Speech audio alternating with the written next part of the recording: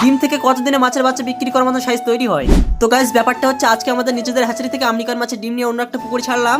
আর এরপরে আমরা দুটো হাঁড়িতে আমেরিকান মাছের ডিম লোড করে নিয়েছি আমাদের পুকুরে নিয়ে যাওয়ার জন্য।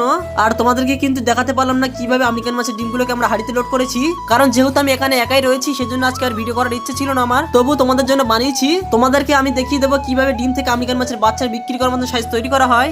তো সেটার জন্য কিন্তু তোমাদেরকে চ্যানেলটাকে সাবস্ক্রাইব করতে হবে। আর তোমরা যারা আমার চ্যানেলটাকে এখন সাবস্ক্রাইব করোনি অবশ্যই চ্যানেলটাকে সাবস্ক্রাইব করবে নেক্সট ভিডিওগুলো দেখার জন্য।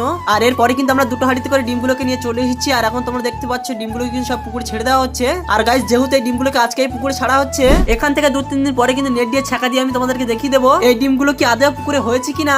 তো সেটার জন্য কিন্তু অবশ্যই চ্যানেলটাকে সাবস্ক্রাইব করতে হবে।